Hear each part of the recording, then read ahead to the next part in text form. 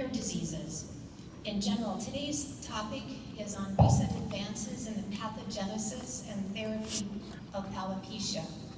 The topics that I would like to cover include the symptomatic scalp with hair loss. Those are those patients that we see who come to clinic and say their scalp is painful, their scalp is itchy, and when you look, there's nothing. The skin looks normal. So the question is, what is going on with the nerves in those patients, and is there a role for topical gabapentin? I'd like to touch bases on the JAK inhibitors and alopecia areata, current status. There have been many similarities with alopecia areata and the previous talk on vitiligo. I'd like to mention some of the new medications in clinical trials for male androgenetic alopecia, and then close with low-level laser light, a possible treatment for hair thinning androgenetic alopecia. So let's start with the symptomatic scalp. So who remembers how the scalp is innervated? First of all, the occipital nerve sends nerves to the skin of the back part, the posterior scalp, and the trigeminal nerve, in large part, innervates the frontal parietal scalp region. And most of you remember that these patients who present with pain and itch most likely have problems with their C fibers, their unmyelinated C fibers, which are engaged in slow pain and itch. I'd like to show you first, if you haven't seen any of these pictures, how the hair follicle is innervated. It's very complex. The follicle is something unique in the sense that when you do routine histology, you do not appreciate the innervation of the follicle. You have to use confocal microscopy and special staining techniques to be able to visualize the beauty of the innervation of the hair follicle. So in panel A, you see the lanceolate ring of nerves around the mid-portion of the hair follicle. In panel B, you see how the nerves go down around the follicle and up towards the epidermis. And in panel C, you'll see a lonely nerve entering the dermal papilla. This is an example of the bulge region of the normal anagen scalp hair follicle. You can see the intricate innervation of the erector pili muscle and also of the nerves overlying the hair follicle. And this is what the skin of the normal scalp looks like. So in the blue region, one sees in green the epidermal nerve fibers coming into the epidermis. Neurologists use this information to look for neuropathy. So in red, you see the delineation of the basement membrane with type 4 collagen. And what neurologists have done is they count the number of nerves that cross the basement membrane into the epidermis, and they get a number for epidermal nerve fiber density. And they have quantitated the skin on the face, the arms, the legs, the chest, the back, but they left the scalp alone. And so when these patients started to come and we started to look at innervation, the question always was, what does normal scalp look like?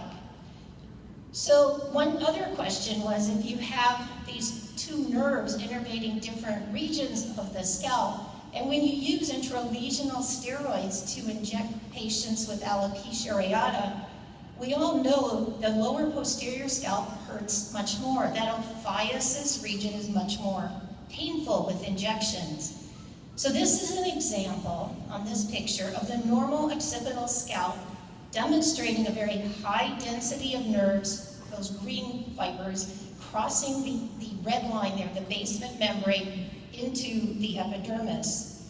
And this is the normal frontoparietal scalp biopsy section demonstrating fewer nerves crossing the basement membrane. So in the work that's been done to date, there does appear to be regional differences in the innervation of the scalp from the back to the front. And one can also look at neuropeptide staining like CGRP, calcitonin gene-related peptide, shown in black and white, and then the green in color.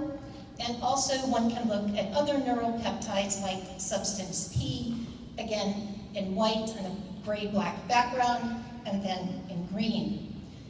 So take this to your patient. Here is the patient with a painful scalp with no obvious skin disease.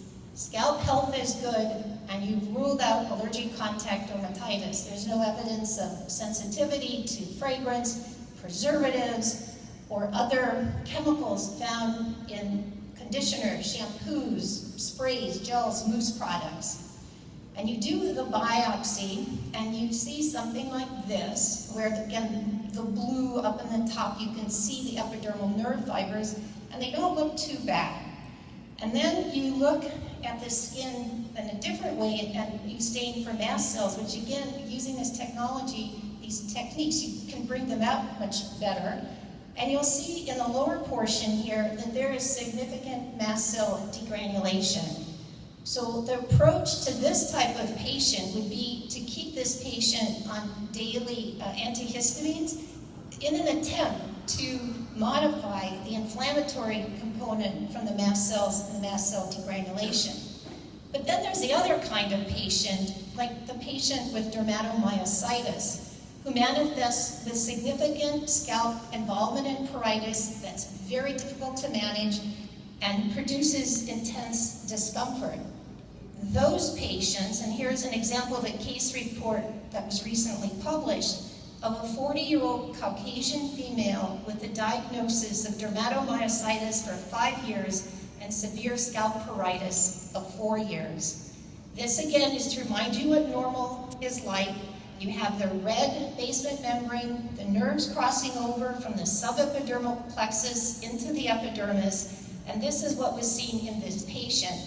You can barely see the epidermal nerve fibers. There's a definite decrease in density, with the remainder of the fibers showing abnormal tufting and sprouting, and you can see that the nerves abruptly terminate. So what do you do for a patient like this?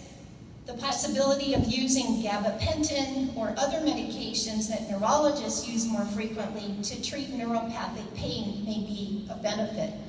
So these results provide an opportunity to consider novel treatment approaches, not only with oral gabapentin, but topical gabapentin, or other medications that target neuropathic changes, such as pregabalin or mixed serotonin noradrenaline reuptake inhibitors. And of course, further studies are always needed. So let's talk a little bit about alopecia areata. We know this disease affects children, it affects adults, it affects all ages. My oldest patient is in her mid-90s, and the youngest is probably 1 year of age. So the range is there, and again, affects all ethnic types, all skin types. We know that genes, genetics play a role in alopecia areata. In the general population, you have an approximate 2% chance of getting alopecia areata because you share no similar genes. If there's a first-degree relative with the disease, the chances go up to 10 to 20%.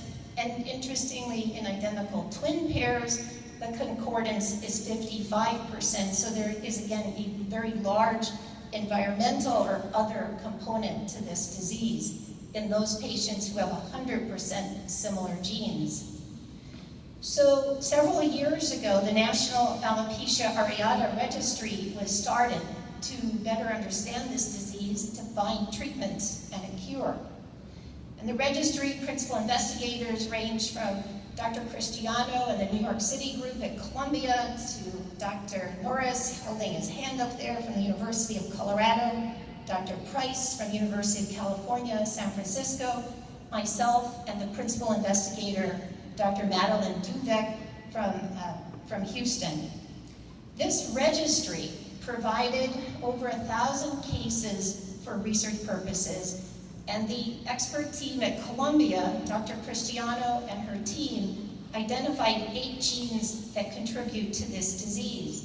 And these genes, as we saw in the vitiligo slide, these genes, like in that